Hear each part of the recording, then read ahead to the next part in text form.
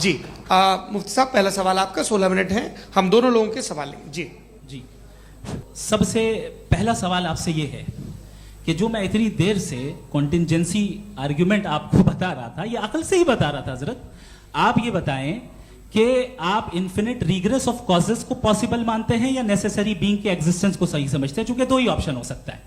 آپ یہ بتائیں. یونیورس کی ہر چیز کانٹینجنٹ ہونے کا مطلب یہ ہے کہ وہ اپنے ایگزسٹنس میں کسی کے اوپر ڈیپینڈنٹ ہے. جو بھی چیز ڈیپینڈنٹ ہوگی وہ چیز انڈیپینڈنٹ نہیں ہو سکتی, تو اس کا کوئی نہ کوئی کاز ہوگا. تو اب آپ کیا سمجھتے ہیں کہ یہ انفینٹ ریگریس ہے, یعنی کاز پر کاز, کاز پر کاز, کاز پر کاز, اور کبھی کوئی یعنی یہ اینڈلیسلی چلتا رہا؟ چونکہ اگر ایسا ہوگا تو ہم تو ایگزسٹنس میں آتے ہی نہیں. لاجیکلی یہ متفق علیہ چیز ہے, متفق علیہ اگریڈ اپون. ریگریس تو پاسبل نہیں ہے, تو کہیں نہ کہیں آپ کو رکنا پڑے گا ایسے نیسیسری بینگ پر. نہیں, کوئی ضرورت نہیں رکنے کی. کس نے کہا آپ رکنا پڑے گا؟ آپ رکتے ہیں خدا پہ, آپ نہیں رکتے. آپ کہتے ہیں وہ ہمیشہ سے, جب اس وقت سے جب وقت نہیں تھا. آپ کہاں رکتے ہیں کہ اب ہوا تھا وہ؟ آپ نہیں کہتے. ہم کیوں نہیں مان سکتے کہ یونیورس جو ہے اور بلکہ ملٹی ورسز جو ہے وہ ہمیشہ سے ہیں, وہ بنتی ہے, بگڑتی ہے. ایک ہمارے ہاں ایک چیز ہے بلیک ہول, وہ سمیٹ لیتا ہے واپس, پھر بلاسٹ ہوتا ہے, پھر پھیل جاتا ہے.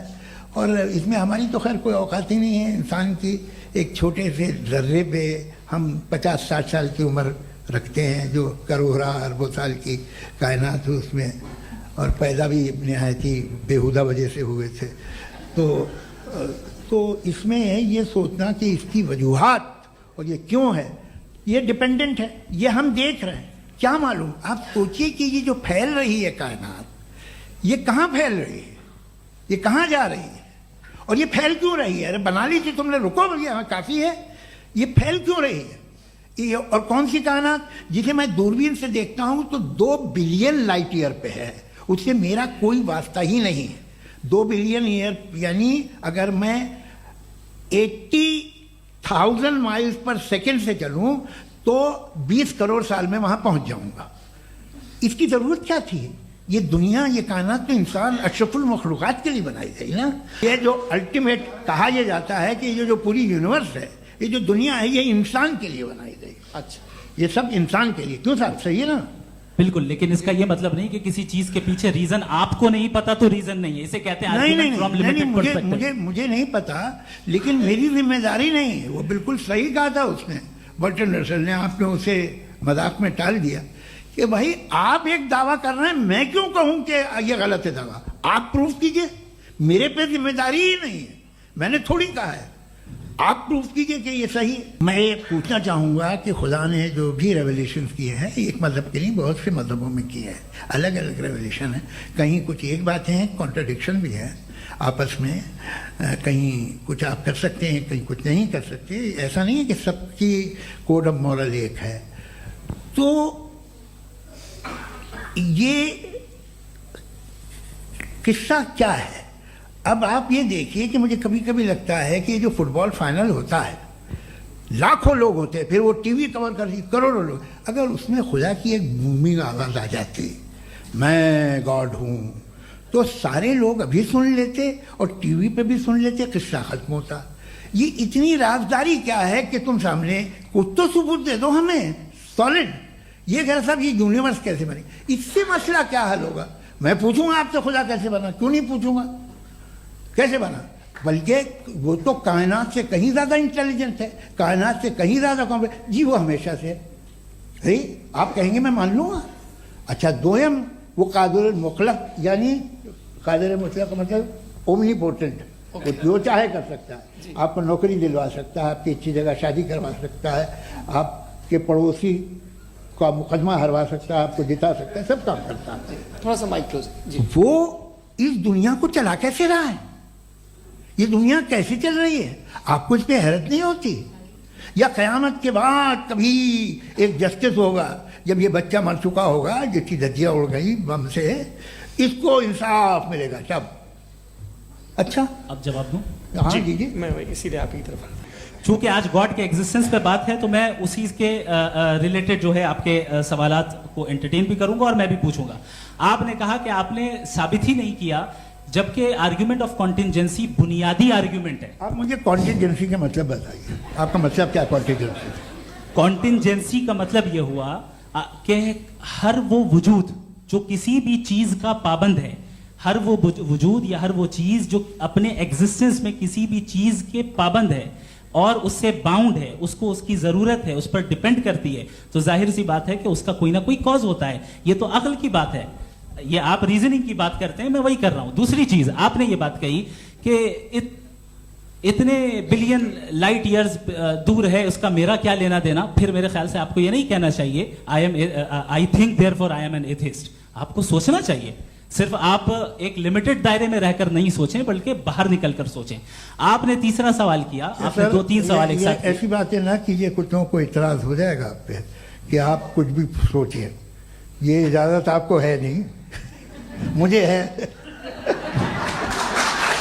आपने प्रॉब्लम ऑफ इविल के ताल्लुक से सवाल किया और बार बार आप एक लफ्ज रिपीट कर रहे हैं कि ओमनीपोटेंट गॉड है, ऑल पावरफुल गॉड है. यही तो दरअसल समझना है कि गॉड का कॉन्सेप्ट क्या है. प्रॉब्लम ऑफ इविल जो है, इविल दर हकीकत 2 असम्पशंस पर कायम है.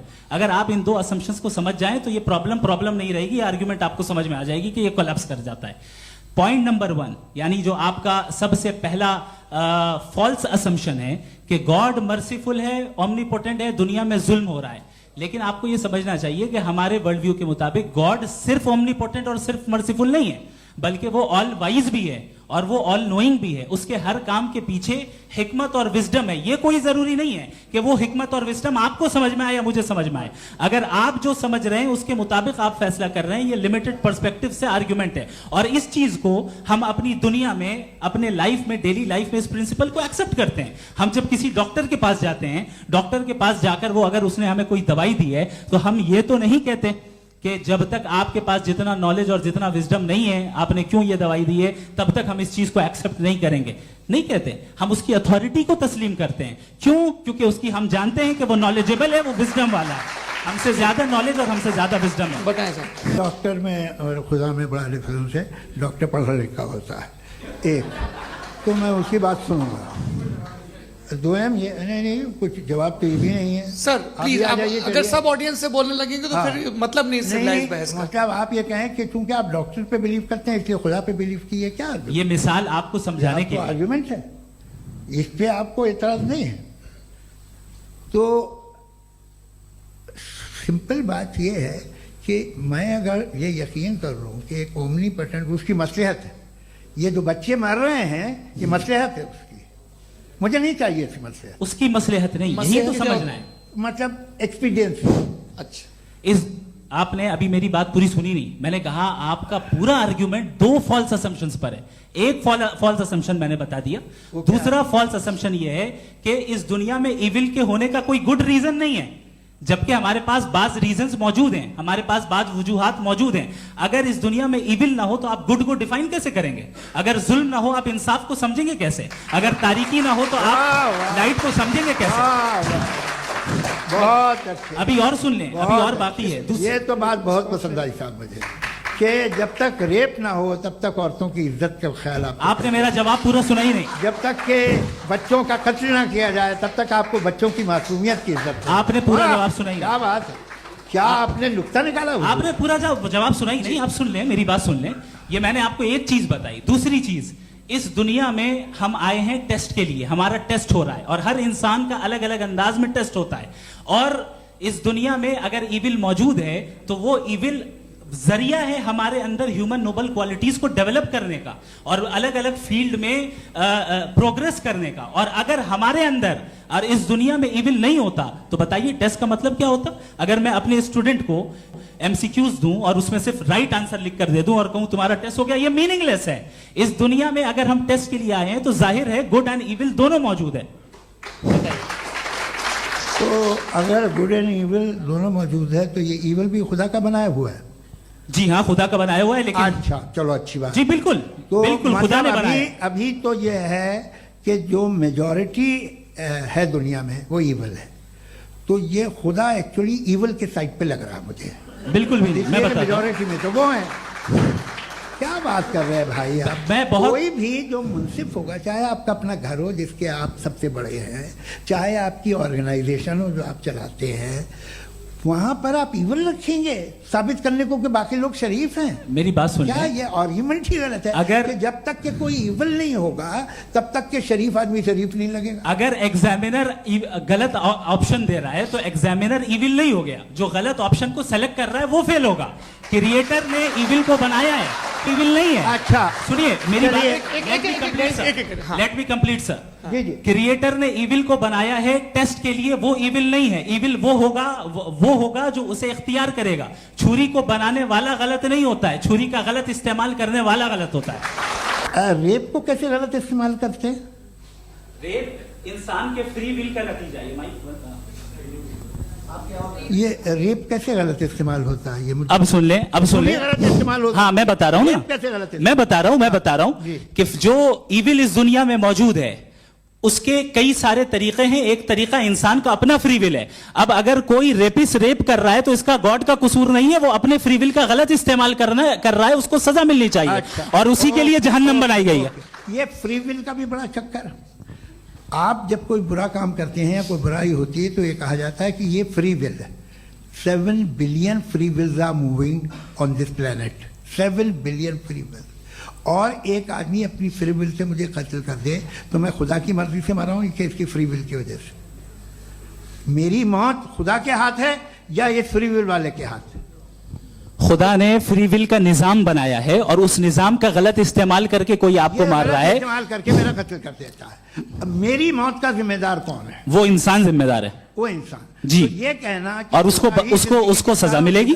तो अब आप आगे चलिए कि ये तय करना कि अल्लाह ही या खुदा, सॉरी अल्लाह ने, खुदा ही जिंदगी देता है, खुदा ही मौत देता है, ये गलत है। बिल्कुल गलत नहीं है। हाँ, नहीं, निजाम उसी ने बनाया फ्री विल का। निजाम मौत और हयात का उसी ने बनाया। You are contradicting yourself. अभी आपने कहा कि एक आदमी ने फ्री विल से आपको मार दिया, इसमें उसे फ्री विल दी गई थी, उसने गलत इस्तेमाल किया। 7 billion free wills are moving on this planet और आप चाह रहे हैं कि मैं सिर्फ खुदा का ध्यान करूं। ये 7 बिलियन फ्री विल्स को मुझे लुक आफ्टर करना पड़ेगा कि नहीं? ये तो तबाहियां कर रही हैं और तबाहियां ज्यादा हो रही हैं। बिल्कुल। तो अगर आप बताएं अगर खुदा नहीं है फॉर एग्जाम्पल, हाँ। तो आप इविल को कैसे डिसाइड करेंगे? यानी how can you define evil objectively without God? देखिए, दुनिया में 2 तरह के जानवर हैं। एक जो अकेले रहते हैं जंगल में और एक जो ग्रुप्स में रहते हैं। ग्रुप में जो भी रहेगा, चाहे वो आपका फाउंडेशन हो, चाहे कोई क्लब हो, चाहे कोई पॉलिटिकल पार्टी हो, चाहे कोई यूनिट हो, उसमें आपको इंटरैक्ट करने के रूल बनाने पड़ेंगे। यानी लोग तय करेंगे। लोग तय करेंगे। अगर लोगों ने यह तय किया कि किसी का रेप करना सही है, आप जस्टिफाई करेंगे? नहीं, आपका फाउंडेशन तो ये हो गया ना कि लोग ही विल डिसाइड दुनिया करेंगे। में- नहीं, अरे दुनिया में ऐसे ग्रुप्स हैं जो रेप को जायज़ मानते हैं सर्टेन हालात में। मैं डिटेल में नहीं जानूंगा, आप भी जानते हैं। ये जो आईसिस वाले थे जिन्होंने क्या किया था, तो उन्होंने क्या किया उसका खुदा से कोई ताल्लुक नहीं है सर। मैंने सिंपल सवाल किया कि इविल को आप डिफाइन करते चलिए, कैसे चलिए, हैं? आइए वापस आइए। जी। आप साथ में तभी रह सकते हैं जब कुछ आप ऐसे उसूल डेवलप करें जिसमें हर एक का बेसिक तहफ़्फ़ुज़, हर एक का बेसिक राइट हो और हर एक को कोई आराम मिले। यही तरीका है किसी भी ऑर्गेनाइजेशन जिसमें एक से ज़्यादा लोग हैं और वो ऐसे चलती है ज़िंदगी। उसमें अगर आप गड़बड़ करेंगे तो तबाही होगी, नुकसान होगा, बर्बादियाँ आएंगी। और अगर उसमें आप घर ले लीजिए ना, एक हस्बैंड है, एक वाइफ है, बच्चे हैं, वालदा भी हैं, 2 बहनें भी हैं, एक भाई भी है। अब इसमें कोई निज़ाम आपको चाहिए साथ में रहने का, और एक दूसरे पे भरोसा रहे, एक दूसरे के बहीख्वाह हों, एक दूसरे की मदद करें, ऐसी जिंदगी। सर आपकी बात आ गई। आप ये कह रहे हैं कि लोग डिसाइड करेंगे क्या सही है क्या गलत है, यही है? मेजॉरिटी डिसाइड करेगी क्या सही है क्या गलत है? अरे भाई बिल्कुल। मेजॉरिटी अगर ये कहे कि नाजी जर्मनी के साथ जिस तरह थी कि जेनोसाइड करना सही है, आप जस्टिफाई करेंगे? इस वक्त